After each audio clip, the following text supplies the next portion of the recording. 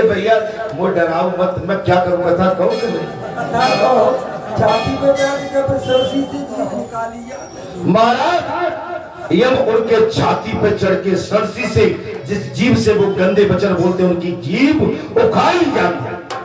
दमपूर्ण झूठ सालवे से प्रेरित होकर जो ब्राह्मण यज्ञ के नाम पर अधिक धन का संग्रह करता है उसकी जिह्वा भी तीखी भाले से छेदी जाती है। आप तो लगी कथा भाई, नहीं लगी हो तो मैं बता। अच्छा झांझ ये कहते हैं कि भगत जी हमारे विषय में जो बोलते हैं, मैं क्यों बोलूंगा? मेरी क्या ताप है, मेरी क्या हो, वेद जो बोल रहा है। आज इस धन में आप हाथ डालोगे तो आप समझ लो। मैंने एक चीज और कही है कि मेरा स्वरूप ही सर्प में है। मैं आज खुल के कह रहा हूँ, मेरा जो स्वरूप है ना वो सर्प माने सांप में है। मैं इस शरीर से नहीं रहूंगा तब वो यहाँ पर घूमेगा और मैं शरीर से जब बैठ जाऊंगा तब वो शांत हो जाएगा।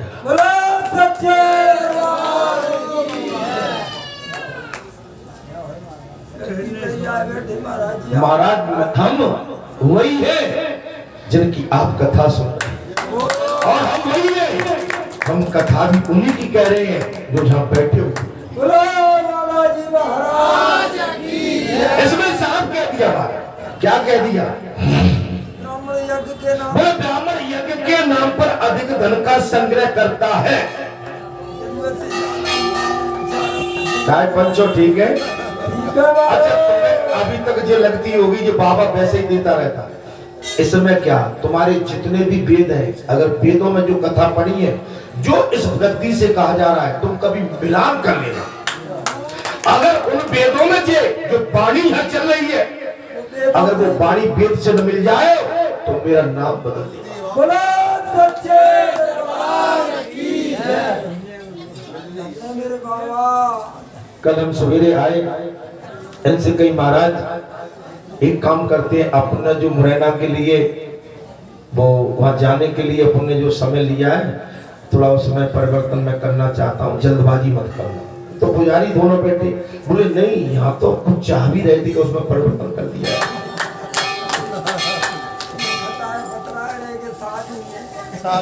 लेकिन मुझसे तो नहीं कहा किसी ने, कुछ पता ही नहीं आपसे। तो बाबा तो तुम्हारी सब बातों को पकड़ रहा और मैंने कहा ना कि बाबा की दृष्टि है, बच के रहना। आज एक बात और, मुझे इतना तुम लल्लू मत समझो कि मैं लल्लू ठीक है। आपसे कौन सी बात आप मुझे समझोगे महाराज कि जो ना समझ है तो मैं इतना भी बड़ा ना समझ नहीं हूँ कि पक्का मूर्ख बन जाऊंगा। तो मुझे मूर्ख बनाने में तुम्हें अभी कई जन्म लेने पड़ेंगे। हाँ मैं मूर्ख तो हूँ लेकिन बड़ा मूर्ख नहीं। मेरे बाबा धन का संग्रह जो करता है उसकी जिह्वा, जो ब्राह्मण कथा के समय धन का संग्रह करता है उसकी जिह्वा तीखे बाले से छेदी जाती है। जो मूढ़ मानव माता पिता और गुरु को फटकारते हैं उनके मुंह में बार बार बालू भरकर पानी से सींचा जाता है। माता पिता और अपने सदगुरु पर बार बार चीखते हैं, महाराज उनको फटकारते हैं, उनके मुंह में बार बार बालू भरकर पानी से सींचा जाता है। तदंतर खारा और गर्म जल भरा जाता है, फिर खोलते हुए तेल में उड़ेल दिया जाता है।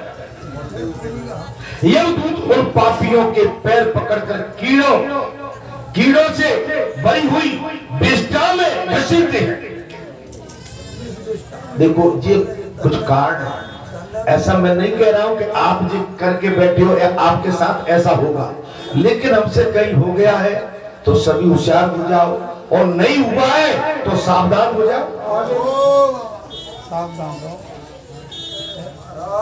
फिर सींग से दबाकर उन्हें लोहे के साल में वृक्ष में बांध दिया जाता है। उसके बाद वे महाबली भयानक दूत उन्हें पीछे की ओर मारते हैं। अत्यंत प्रबल दांतीदार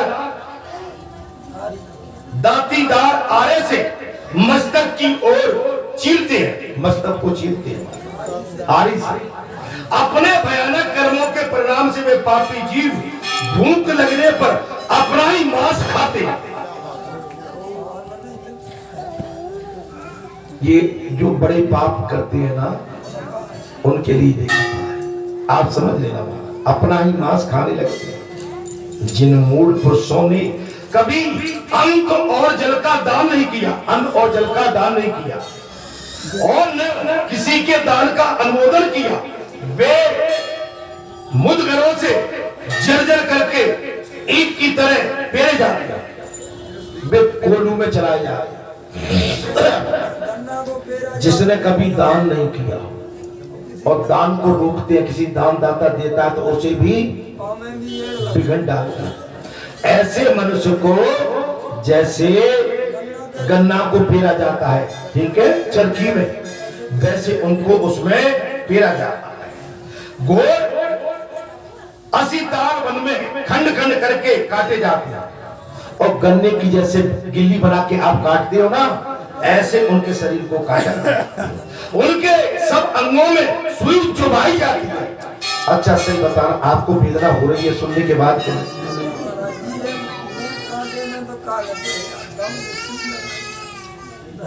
तो महाराज हुई तो मैं कह रहा हूँ कि भैया इतने पे टाइम बचा है अभी भी, जो मारामारी का कार्यक्रम, बालाजी धाम इतना सुंदर स्थान है। अरे तुम अपनी ख्याति को क्यों खो रहे हो? अपनी जगह पर, स्थान पर सही रहो, अपनी बात पर अडिग रहो। महाराज बात गई, सब कुछ है। कुछ बेकाबे में कुछ ऐसे भी संत आते हैं, इधर उधर बैठ जाते हैं, तो कुछ हमारे भक्तों को भी बेकाते रहते हैं। कुछ भगत अच्छे आते हैं, लेकिन कुछ ऐसे अधर्मी हैं कि जो दुकानों पर बैठ के, कुछ अच्छे भगत है ना महाराज, उनमें भी सुई धागा डालती रहती, उनको भी विचलित करती रहती। अच्छा कमा रहे हैं बालाजी से, दुकान कहाँ से चल रही है? इनके का टाटा बिरला की मशीन लगी है क्या? तुम्हारी दुकानों में से तुम कहां से कहां पहुंच गए? तुमने 250 ग्राम मावा में 3 किलो शक्कर डाल के नहीं, तुमने मावा का पूरा पैसा ले लिया। जय हो मेरे बाबा। 250 ग्राम मावा में ये दुकानदार 3 किलो शक्कर डाल के, और पैसा काय को ले रहे हैं? जिनके कारखाने चल रहे हैं। अच्छा वहां ठगी आई, और जो अच्छे भगत संत आ रहे हैं उनकी भी कान में फूंक, तो तुम तो दोनों तरफ से पाप कर रहे हो।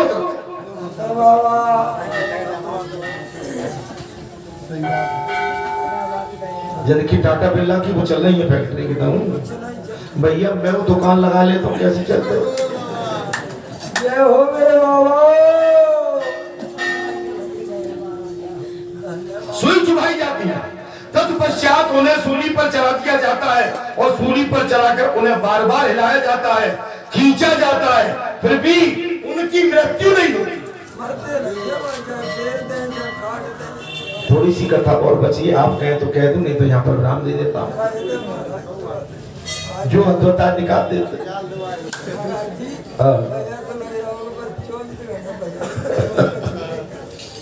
उनके शरीर से मांस नोच लिया जाता है और लोहे के मुद्गरों से मारकर उनकी हड्डियां चूर चूर कर दी जाती है।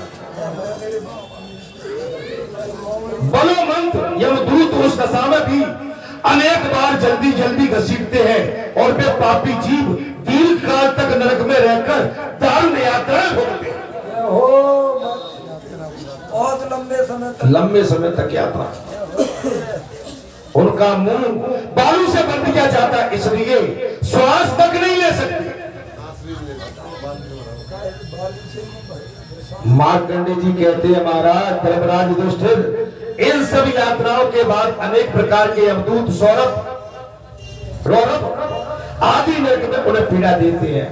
महा रौरव की पीड़ाओं से महान धीर पुरुष भी रो देते हैं, जो धीर रखते हैं, जो वैसे होते हैं ना सत्पुरुष, तो उनकी पीड़ा को देख के वो भी घबराते हैं कि हमारे साथ तो नहीं होगा ऐसा।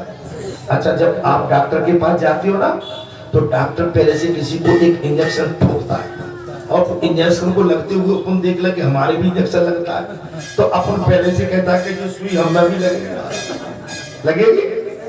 हो रहा है?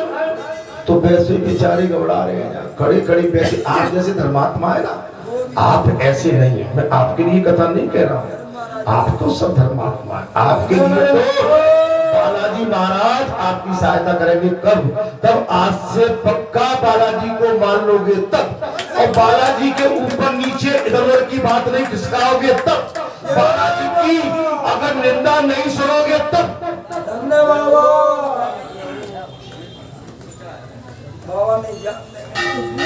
मुखलिंग गुदा, मुखलिंग गुदा, पासों पैर छाती और मस्तक में तपाए हुए लोहे के तीखे मुदगरों से यमदूत मारते हैं। हे धर्मराज युधिष्ठिर, जो स्त्रियां पराये पति का आलिंगन करती हैं और अपने पति की सेवा नहीं करती, ऐसी स्त्रियों से यमदूत कहते, अरे अब तू क्यों जल्दी से भागी जा रही है, स्मरण कर या नहीं तूने अपने पति को धोखा दिया।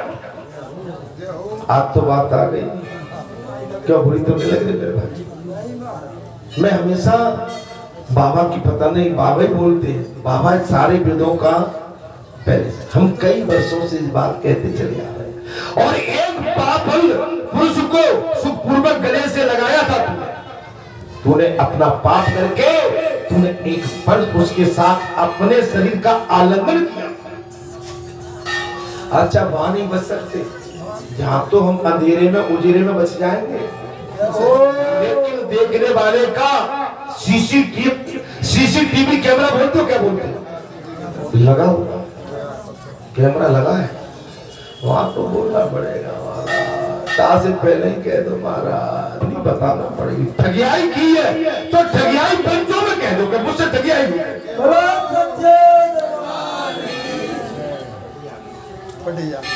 अगर मेरे खेत की तोल रही है चुपचाप, तो आके दूसरे खेत वाले बता दो, भैया मेरा ट्रैक्टर तेरे खेत में घुस गया, मैं तो तोल नहीं, लेकिन क्षमा कर, अपनी मेड़ पे बना।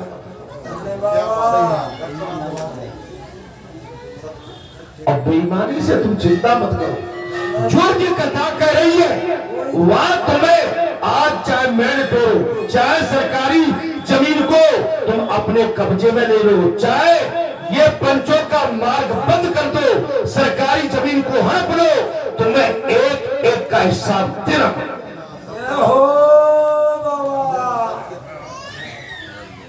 तो अलग है भाई, जो कहना सो भाई कह दो कि भाई बाबा जब कथा मत बोला तो नहीं बोल,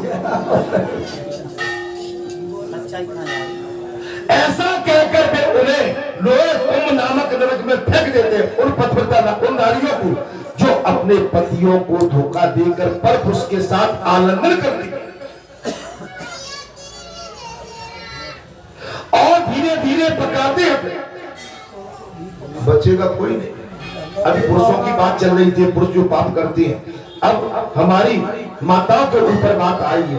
कभी उन्हें प्रज्वलित अग्नि में रांधते हैं और कभी तप्त शिलाओं पर बिठाते हैं, तपती हुई शिलाओं पर अंधेरे कुएं में डालते हैं और अजगर सर्पों द्वारा डसाते हैं। जो हमारी माताएं अपना मार्ग में, चूंकि मर्यादा में बात करूंगा माताओं के प्रति, मैं पुरुषों के लिए तो बोलने के लिए मैं कुछ भी बिल्कुल गलत बोल सकता हूं, लेकिन माताओं के लिए मैं अनुरोध यही करूंगा, जो माताएं कभी भूल चूक में, हमेशा नहीं, जिनसे भूल हो जाती है, वो भटक जाते हैं, उनके साथ ऐसी यातनाएं होती है। जो धर्म का उपदेश देने वाले महात्मा आचार्य की निंदा करते हैं, आचार्य की निंदा करते हैं, अपने गुरु की निंदा करते हैं। आप सुन लो बात, कथावाचक की निंदा। यहाँ पर कथा में कहता हूँ, मुझे मालूम है कि आप पीछे कुतर कुतर करते हो, वो तो महाराज जी मुझसे कह के चलेंगे, वो तो कथा में नहीं भाई, मेरी क्या हस्ती है जो मैं तुमसे कथा कहूंगा। जो वेद कहता है, शास्त्र कहता है, मैं उसके अनुरूप व्याख्या करके कथा कहता हूँ। अगर तुम्हारे आचार ऐसे हैं तो फिर तुम पर अनुरूप, और तुम्हारे आचार नहीं है तो फिर डरने की क्या बात है। कुछ ऐसे आते हैं उनका कथा में ही मन नहीं लगता है, वो केवल इधर की बात उधर सरकाते हैं, फूं फूं करती है, कभी इधर कभी उधर, कभी बाहर, कभी कभी इसमें रहते हैं। तो उनके लिए भी महाराज नरक है। समझो क्या करते हैं महाराज, वो धर्म का उपदेश देने वाले महात्मा आचार्य की जो निंदा करते हैं, शिव भक्त ब्राह्मण तथा सनातन शिव धर्म पर दोषा अर्पण करते हैं, उनकी छाती, कंठ, जिह्वा और शरीर की संधियां तथा दोनों होठों में कांटेदार और टोकदार यमदूत कीले ठोक देते हैं। सनातन की निंदा करते हैं लोग। समझ आप तो आगे बात समझ मैं कितने दिन से सनातन के लिए कह रहा हूं। तो जो हमारे सनातन की निंदा, जो हमारे आचार्यों की, हमारे धर्मात्माओं की जो निंदा करते हैं, इस प्रकार पापचारी पुरुष को यमलोक में बड़ी भयानक यात्राएं दी जाती हैं। धर्मराज, एक नरक में सैकड़ों और सैकड़ों प्रकार की यात्राएं दी जाती हैं, जो समस्त पाप कर्मियों को प्राप्त होती है।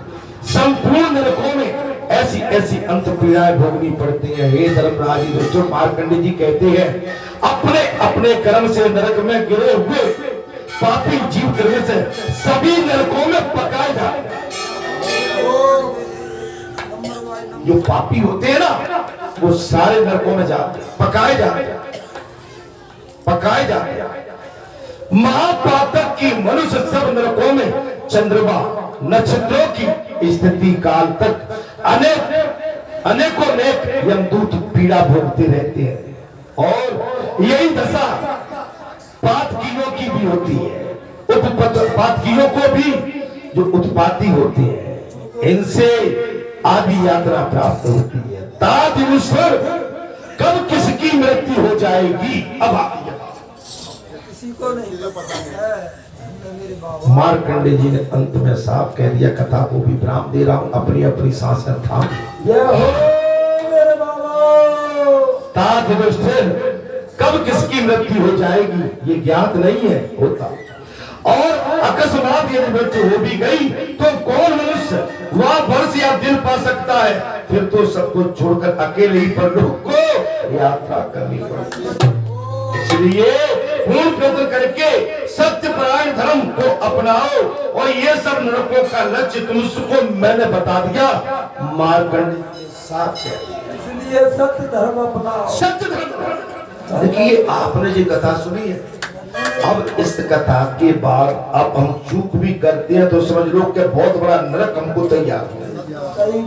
अपने गुरु की निंदा, अपने स्थान की निंदा, अपने राष्ट्र की निंदा, अपने धर्म, अपने वेदों की निंदा, अपने सनातन की निंदा, अपने महापुरुषों की निंदा, अपने कवियों की निंदा, संत महात्मा की निंदा, गौ की निंदा और ब्राह्मण की निंदा जी बहुत भारी पड़ती है। माता पिता की निंदा बहुत भारी पड़ती है। इससे हमको बचना चाहिए। देखिए, कथा तो मैंने विभिन्न प्रकार से कही है। मैंने इतनी कथा कह डाली, मुझे इस कथा का ध्यान भी नहीं है जी कथा कहां से प्रारंभ हुई और जो कथा कहां पड़ाव ले गई मुझे पता तक नहीं है। इतना जरूर है कि मैंने कथा को पूरे अपने समस्त भाव के साथ और धर्म को साक्षी मान के मैंने ये कथा आपकी झोली में डाली। इसी के साथ मैं अपनी वाणी को विराम देता हूँ। अगले मंगलवार को जी आपका दास, आपका सेवक इसके आगे की कथा आती है, उसका महत्व बता देता हूँ। दान, पुण्य और शिव ध्यान और नर्मदा सेवन से नरक से उद्धार होने का तथा संसार से वैराग्य का उपदेश जो तो आपने नरक हो गए, अब इसका ऐसे कल्याण कैसे होगा तो अगले मंगलवार की कथा में और अगेन महीना लग जाएगा। अगले महीना की पर्वा, ठीक है। अगले मंगलवार को जो दास आगे की कथा लेके आएगा कि सियापति रामचंद्र की।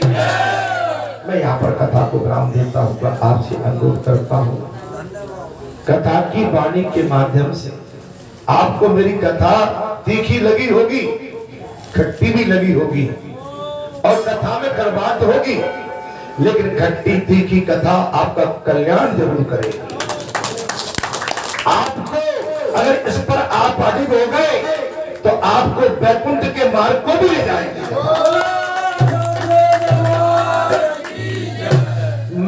वाणी से अगर आपको बहुत ज्यादा पीड़ा हुई हो तो भाई मुझे क्षमा करना।